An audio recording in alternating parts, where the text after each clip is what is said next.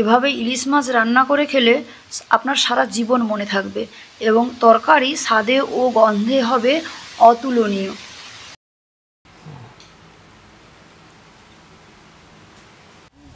নমস্কার বন্ধুরা, অত্রিজা kitchen and village food চ্যানেলে আপনাদের সবাইকে স্বাগত। বর্ষার মরশুম মানেই ইলিশের উৎসব।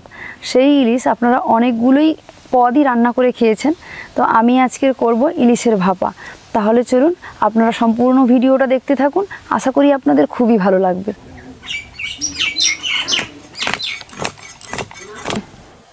এখন আমি মাছটাকে খুব ভালো করে একটু ধুয়ে নেব, কারণ আমি কাটার পরে আর যেহেতু এটাকে ধোবো না।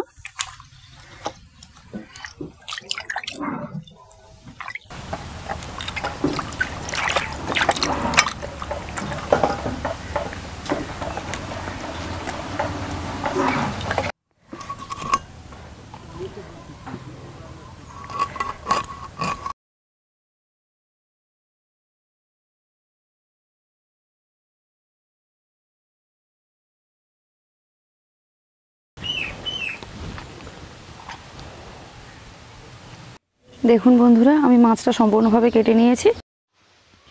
দেখুন মাছটাকে আমার সম্পূর্ণ কাটা হয়ে গেছে। আমি এখন মাছে লবণ এবং হলুদ দিয়ে মাখিয়ে নেব।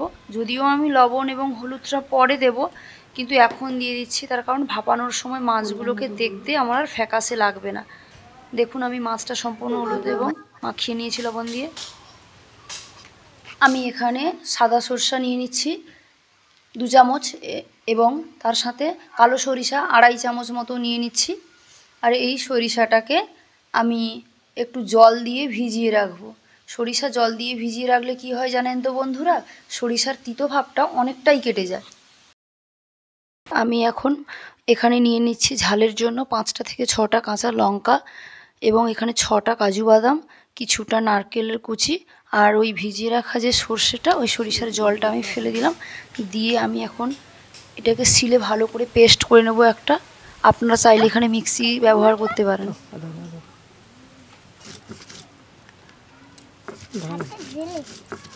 আমি এটাকে এখন বেটে নিচ্ছি শিলে। ধরো আমি এটা সম্পূর্ণভাবে কিভাবে এটা বেটে নিয়েছি, পুরো পেস্টিং হয়ে গেছে। আমি এটাকে এখন সর্ষের তেল দিয়ে মাখিয়ে নেব। আমি এখন ওই পেস্টটাকে একটা পাত্রের মধ্যে নিয়ে নিলাম। 2 চামচ টক দই দিয়ে দিলাম। ম্যারিনেট করা এটার মধ্যে দিয়ে দিলাম। এখন আমি 1 চামচ লবণ দিয়ে দিলাম। 1 চামচ হলুদের গুঁড়ো দিয়ে দিলাম।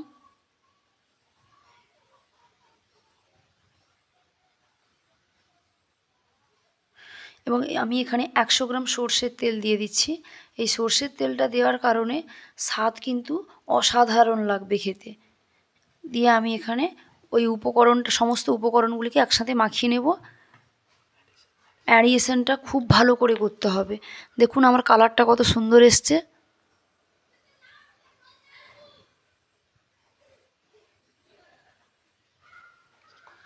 ম্যারিনেশন করা আমার কমপ্লিট হয়ে গেছে। আমি এখন হাতের কাছে খুব সহজেই যেটা আমরা পেয়ে যাই, একটা টিফিন বক্স, তার মধ্যেই আমি সম্পূর্ণটাকে ঢালবো না, অল্প কিছু দিয়ে টিফিন বক্সের নিচটাকে আমি খুব ভালো করে ওটাকে ঘুরিয়ে নেব মশলাটাকে, যাতে টিফিন বক্সের নিচটা সম্পূর্ণভাবে কভার হয়ে যায়। আমি এখন লবণ এবং হলুদ মাখিয়ে রাখা মাছগুলোকে আমি আস্তে আস্তে দিয়ে দিলাম। এবং মাছগুলোকে একটু ছেড়ে ছেড়ে রাখলে কি হয় জানেন তো, যখন আমি মাছটাকে তুলবো তখন আর ভেঙে যাওয়ার সম্ভাবনা থাকে না। মাছগুলোকে আমি খুব সুন্দর করে আমি এখানে দিয়ে দিলাম।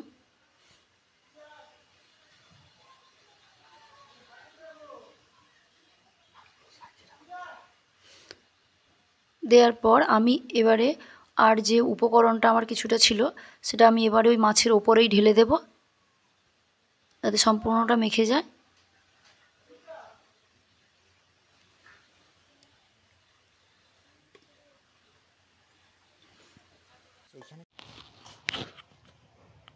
আমি এখন এটা গার্নিশের জন্য একটু সর্ষের তেল ছড়িয়ে দেব,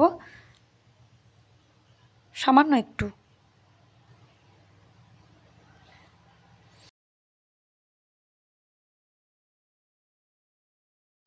আর 2টো কাঁচা লঙ্কার কুচি ওপরে রেখে দেব।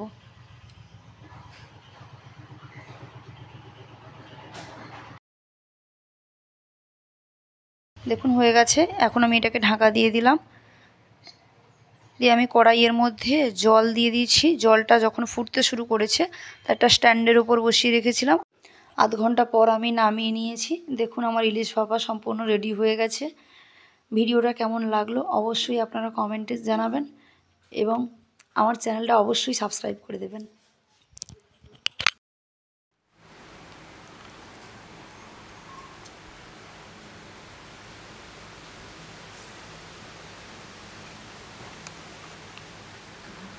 থালা আস্তে আস্তে উপর দিয়ে